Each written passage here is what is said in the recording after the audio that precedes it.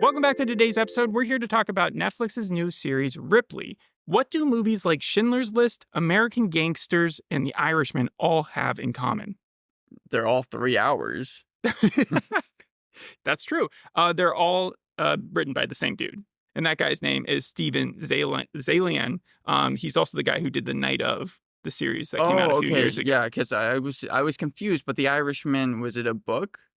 No, I don't think so. Oh, okay. So Martin Scorsese just decided to take that and if direct it was a book, it must have been adapted because this guy gets the credit for being the writer on it. He also obviously did Ripley here. And Ripley is not your traditional Netflix program. And the reason it's not is because it wasn't made by Netflix. It was originally supposed to be a Showtime because show. the Showtime production shows up within the first minute of the show. For some reason, they decided to let this thing go.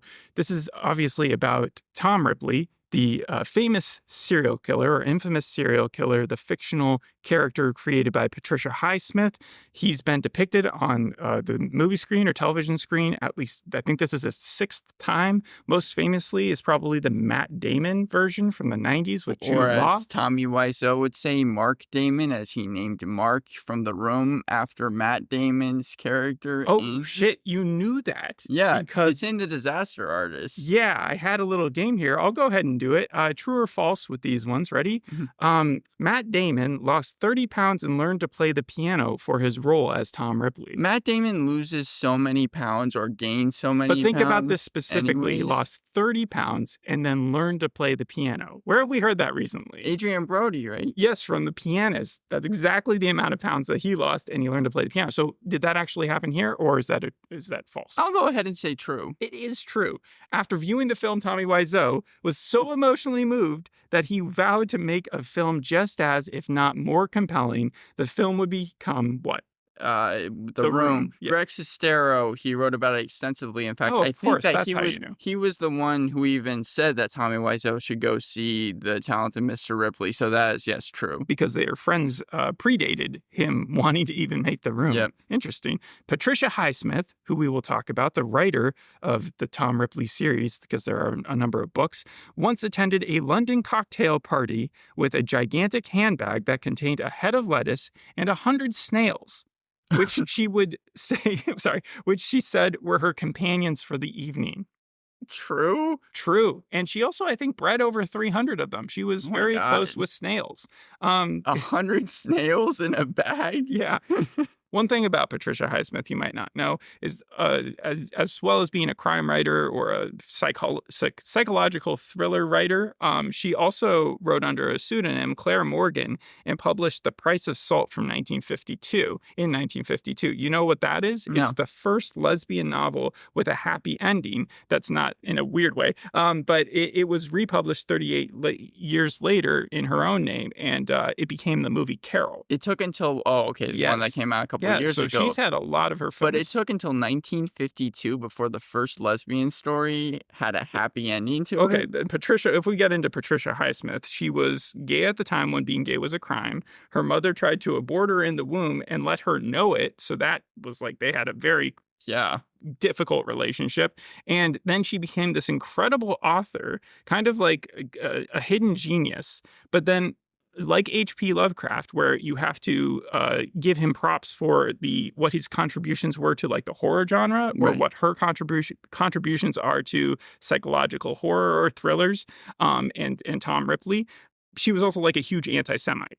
So, like, there's always got to be something, right? And so it was kind of disappointing to read that about her. Yeah, it is disappointing, but it feels almost like BoJack Horseman. I know that BoJack Horseman obviously wasn't an anti-Semite in that show, but also his mother hated him, and then he had a lot of things that he had to kind of overcome as well. Because she clearly internalized it, and she even compares herself to Tom Ripley in her writing, like in the interviews and stuff.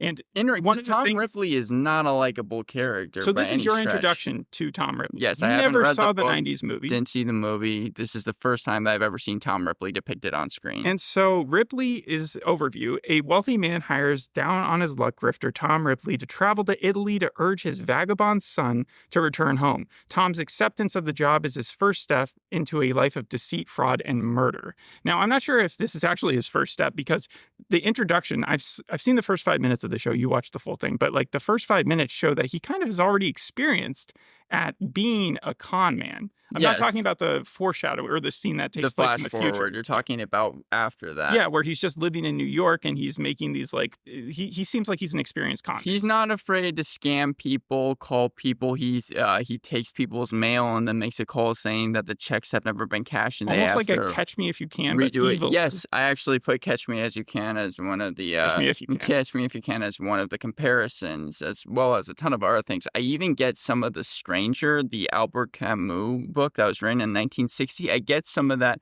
from Tom Ripley here too, because it seems like he lacks a lot of empathy. Absolutely. He is represented way more morally, way more like he was in the books than the Matt Damon version. So the Matt Damon version actually tried to give him more emotional like credibility. I think that it's been well said that he is a psychopath. Yes. So this strips the emotion out of it and kind of gives into that black and white version of his character and how he is this ominous presence of sorts. But how did you feel when you first started watching it? Were you kind of surprised by the stark difference between most of the shows? I'll give an example. The last one we did, The Gentleman of Moscow or whatever, that guy's supposed to be this swell dude. Like he's living in a terrible circumstance. He's trapped in Russia and he's making the most of it and making friends. This is like the opposite of Tom Ripley, where he has the world at his feet. He can go wherever he wants. In fact, he's traversing the planet. Yes. And he's also like this just super duplicitous dude, though. Like he's like the exact opposite of them. He's able to figure things out, but it does seem like, almost going back to BoJack Horseman, his friend, who was voiced by Aaron Paul, I don't remember the character's name. Todd, Tom, this is kind of similar, but Todd is always given these opportunities. That's part of the joke within the 6 seasons. Here, Tom Ripley is given the exact same thing. He's able to go to Naples basically for free. He's given all the money because this person named Herbert Greenleaf, Greenleaf,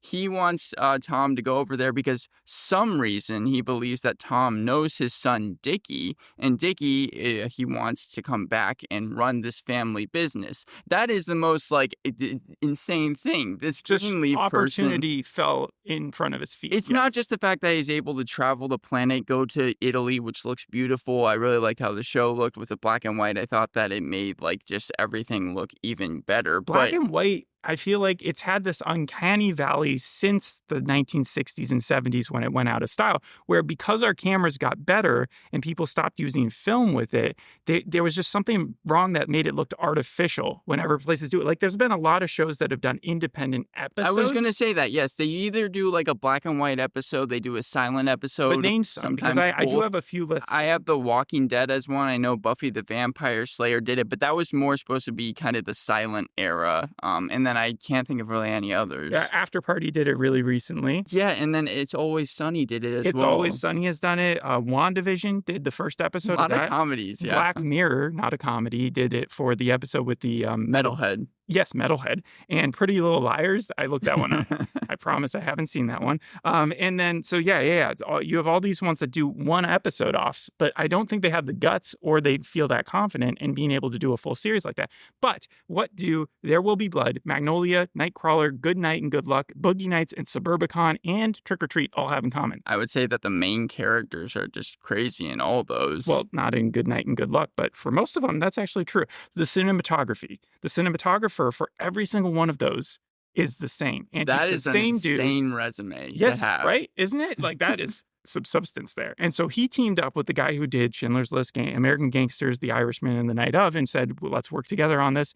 And they ended up, so that is why I think, because a lot of those, Good Night and Good Luck at least, was in black and white, and a lot of them have like a lighting thing. I think there's a lot that has to go into the direction, the lighting that made this so beautiful and successful. Well, and I think also putting a show in black and white, especially the full season, it can change even the tone of your show. It can change the message as well. I remember Logan, even when that came out in 2017, they were showing screenings of it being in black and white for like different reasons. I remember one of my professors talking about like this. Yes, no, the show looks great. But going back to what I was saying, Greenleaf, he doesn't even know why he thinks that Tom knows Dickie. He just suddenly is like, oh, you must know him. And then Tom kind of plays along, being the con man that he is, and is like, yes, I'll go to Dickie and I'll try and tell him to come back here or come back home. I see he's credited Herbert Greenleaf, but so is Emily Greenleaf. And Emily Greenleaf was played by Ann Cusack, who is one of the three. Oh, I would not be able Joan to and replace her. Yeah, well, she's only in it for a couple minutes. She goes she's through been in some The photos. Boys. Yeah, she goes through some photos of Dickie and is kind of showing them to Tom. Being Okay, like, I was wondering if slaves. maybe she had been part of the reason why her husband was so embracing of the idea that he knew his son. I don't know, but I think that they're obviously going to have a bigger part in the story later on, because I can't imagine. They're billed as recurring. The main stars, we haven't really seen too much besides the main three, but the main character here, so Tom, he then just immediately jumps on a plane, or what does he do? Yeah, he goes on a train and he actually writes his aunt, and we realize that his aunt has been paying him some money, which is weird because he's not living in the best place. He's living in an apartment in the 1960s. It's in New kind York, of rundown. And so New York is still expensive, and it reminds me a little bit of Adam from Girls, because his character, I remember, relied on his grandma or something, paying him like $200 a month or something to help with rent. And I also remember Michael Scott in The Office saying something similar about his grandma, where every once in a while she would send him money on his birthday, but more and more often she'd been sending it every single month. And that was just, and he didn't make the connection, you know? The aunt's introduction is strange because we don't actually ever hear her speak. We do see her as he's writing to her, and Tom Ripley, they have a tenuous relationship, but as he's writing in the letter, he's talking about how like he's so mad at her for just a ton of different things, but she's getting a dentist appointment as he's doing so, and that's all we ever see of her in the episode. So I was wondering maybe that comes into play later on, probably as well. But about 30 minutes into the episode, and this was kind of strange with the slow, purposeful pacing of this series, we don't actually get introduced to Dickie and his girlfriend Marge until 35 minutes in. Now, this is a 45-minute pilot. I know that the pilot says 50 minutes, but that's because there's 4.5 minutes of credits. That's actually not that much in today's world. I mean, I've been on Netflix, Apple series where they've been like 10 minutes of credits. But they didn't do any after thing. They weren't like, this is how the show was made. Mm-hmm. They were just like, this is it. So yes, he sees Dickie. He tries to play it off like he knows him. And then Dickie doesn't really know him at all. He doesn't remember him, obviously, because they never actually met, but does believe that he knew Tom in kind Gullible of a past enough. life. Yes. And then they end up having dinner together. Tom goes back to his, actually to this new hotel when he's in Naples, and then starts to act like he's Dickie. He's even talking to himself. He's already in a started mirror. to do that? This is at the very end of the first episode. It's the last scene we see. He's talking to himself in the mirror, and I assume he's going to try and take over Dickie's identity or something. And what we've seen of Dickie so far is actually he's a pretty likable character. I even watched a little bit of episode 2 just to see where the show was going. More stuff in the first 10 minutes of episode 2 happens in that than it did in the first episode. Because you might think to yourself that Tom is going to kind of use this lie throughout the whole entire series, but no, actually in the first scene of the second episode, he goes straight to Dickie and is like, look, this is what happened. Your dad told me for me to come here. Clean. He tells the whole entire story, and Dickie is like, I 100%, like, I understand why you did it. You had this free chance to go to Italy and see this beautiful place, and it seems like they're going to become friends. So do you think that this was like a 3D chess move by Tom to kind of like, I know that Dickie will accept me if I tell him the truth? Yes, I think that is 100% the case. And what does Marge think of Tom? Marge, at least from what I saw in episode 2, and it's even shown in the dinner scene in episode technically 1. Supposed to be I know, but it's shown a hard man to find, which is the first episode. It's shown in the dinner scene in episode 1 that she's suspicious of him. She doesn't exactly know what the case is, but she knows that she should be kind of wary. At least that's what Dakota Fanning looked like. Yeah. Johnny Flynn, who plays Dickie. Yeah, have you seen him before? I know you have, but like he was the main character in Lovesick / Scrotal Recall. You've seen his co-star in quite a few things. The guy from Sex Education. And more recently, he was in the brother or whatever. He was in The Gentleman's. Yeah, he was in The Gentleman Show, the Guy Ritchie one. And Endeavor and a ton of other things. But yeah, no, I never would have guessed that was him. He also stars in his own band. Like I think he's the main singer of a fairly successful band. One scene you skipped over, I feel like, which needs to go back to because it's got a character that I want to mention, is Alvin McCarran. Yes, that was Yes. in the first 10 minutes. He's He in a played- bar. Yeah, he's played by Bokeem Woodbine, who's most famous, from my opinion, from Fargo, where he like really took over a season where he had like this weird perm in that, but in this he like tracks down Tom He's Ripley. the person that tells him about Greenleaf. Yeah, and because he literally says the title of the episode where he says a hard man to find. Yes, he somehow already knows who Tom Ripley is. He has and I think those like script and directorial decisions of like we're not going to show the process of tracking this dude down because no one versus, really cares. Yes, no one cares about that stuff. Overall, what do you think the biggest twist of this episode was? Just the fact that he was starting to mimic. It's funny you say that. I would say the final scene, because it's almost like the other black girl, where it's like in that series, I remember I probably like that series more than this, but there wasn't a lot that was going on. But you liked the other black girl more than this one? Yeah. Okay. But I think because there was like so little story going on whenever any type of weird thing did happen, like maybe not as weird in other shows, but because there was so little happening, it was always like, oh, what's going to happen? Because if he's mimicking Dickie. Well, remember the first scene. What's the first scene of the show? Yeah, the first scene was actually the most interesting. It's 1961. He's in Rome. Again, it looks beautiful. He's in this huge staircase, and he's dragging down this dead body. And then we hear a girl, and I think Italian, from upstairs saying, who's here? Or is anyone there? Or something like that. And then Tom Ripley starts really, like... No, he freezes. I saw that part. Remember, I saw the first 5 minutes, and he freezes, and there's this intensity, and you're, like, locked in the first couple seconds of the show as the viewer. He freezes for a second, but then right after he freezes. After there's been like a couple, like you could count them. There was probably like 5 Mississippi seconds. Then he starts moving. He starts moving a lot faster though than he was before.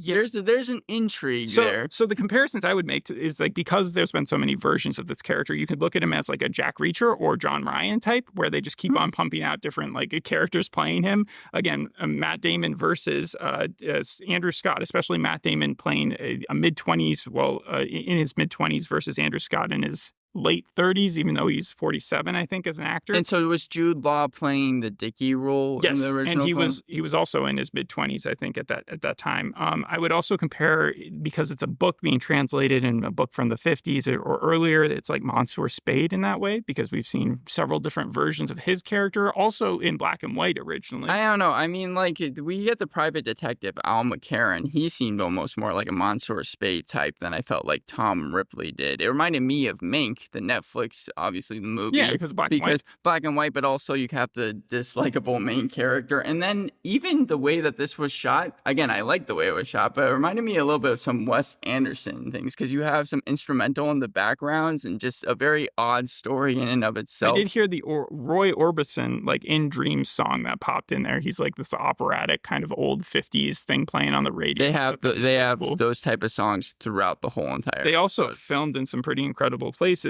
One of the places when they do that beach scene where he first meets Dickie, yes, and they talk about that a lot in some of the interviews, because as he approaches, the shadow that's cast on them because it's so bright outside was like that was an in the moment decision. They were just like, whoa, like this is perfect. But that was the same beach that they filmed Wonder Woman at. The island, the Amazonian island. Wow. Well, there's not a battle that shows up in Ripley. Some of the staircases, I think the ones in New York were some of the ones that were used in John Wick shows, because John Wick loves stairs. I remember in the first couple minutes of the Continental, there was that huge staircase scene that happened. Okay. So yeah. I don't know if they used the same ones from the Continental to the movies, but I wouldn't be surprised if they had. But where were we going? Oh, the reviews. So what did you overall think? There is a strange, endearing aspect to this, but I also feel like just the first episode was so slow that I would have to give it actually not a passing grade, a 5.5 out of 10. Wow. You speak for yourself. I have the reviews here. I want you. Oh, are they huge? Oh, critical hugely. acclaim? Yes, critical acclaim. They did the full series in black and white. Ripley review. Andrew Scott is absolutely spellbinding. Guardian gave it 5 stars. No, let me talk about Andrew Scott. You have to backtrack. I've only seen no. He is in my prose. I can even show you where it is in my notes. He is. I've only ever seen him as Moriarty. Really, I think he was maybe even Inspector, the James Bond film. He was the best that I've seen him in here. You've locked down your 5.5 rating. Yes, but go ahead, and do you have any more prose that you want to put in there before I get into the rest of the reviews? There was a funny trunk scene. So before he goes to the beach, he actually tries on a swimsuit. Mm-hmm. And you see him almost literally the only thing covering him is the swimsuit, and that was funny. So that's all I have, aside from the first scene probably being the most interesting to me. All right, Andrew Scott is absolutely spellbinding was the Guardian review, followed by Andrew Scott is utterly charmless in Netflix's somber Ripley. Variety wrote that one. I just love how everything was about this dude for the most part. Andrew Scott dazzles in Netflix's gorgeous noir thriller. That was Collider. Andrew Scott elevates a classic con man. That's IGN.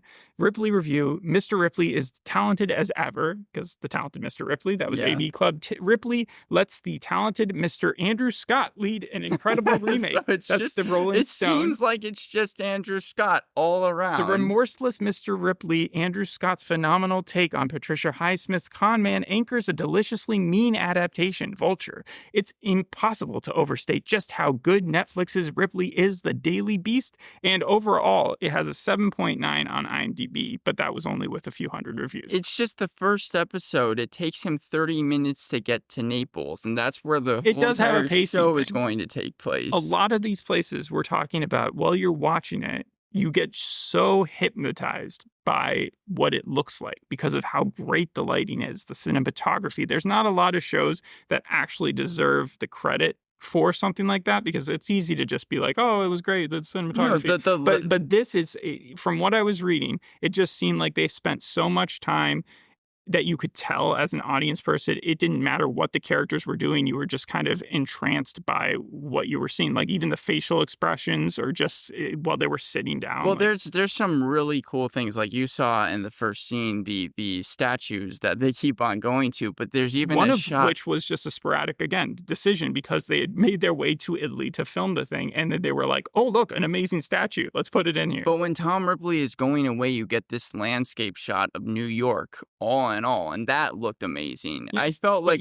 but not enough for you to feel like you want a plot. There's so many shows that look great nowadays, and yes, they're not usually done in black and white, but I need to actually have more to intrigue me to keep watching. The lifeline I'll give you here is that yes, the show has been called spectacular for its visuals. And the pacing, everybody admits, is different, but because it's by such a great director, they've given him the account. And if you continue to watch the show, I think that it just gets better and better and better. The language barrier, they talked a little bit about how, like, once Tom Ripley gets to a different, like, he doesn't, even though he's a master con man, he's not like a genius. So it's not like he knows a bunch of different languages. He's not able to communicate with anyone. He knows a couple words in Italian, but whether it's the person at the hotel that he's talking to, anyone who's not Dickie, and he speaks to a couple different people once he gets to Italy, he cannot communicate with them at all. And I think that's in the original books as well. It's funny, though, because Patricia Highsmith chose to go live in Europe, even though she's retained her American citizenship. She really liked some of the social programs that they had there. And she didn't, like, she was called a recluse, as one of those authors are, but she hated that term and she refused to admit it to herself. But it's funny because she also admitted that in France, she couldn't speak the language. So, like... Oh, yeah, she's totally Tom Ripley then. Because that's exactly what happens to him. He gets Well, she doesn't murder people. Yes, but he gets off that train. I'm talking about when he's speaking to people. He only knows, like, grazie and la porta as door. He gets yelled at by some people for that. Yeah, no, he's not able to communicate with anyone. Dickie, again, and Marge are the only people that speak English. I remember when I went to Germany and I went up to a hot dog stand or a sausage stand or something, and like they had one that said, like, I could tell it was saying hot dog with ketchup, and because I could only say the with ketchup part, I went up there and I just said ketchup, and the guy like gave me the weirdest look and he's like, you just ordered ketchup, and I was like, no, I mean hot dog with ketchup, because then I just switched over to English and the guy was like, okay, fine. So like he took it as he made the mistake, and I was like, yeah. Take it that way. All right, thanks for listening. We'll see you on the next episode. Hope you enjoyed this one. Bye.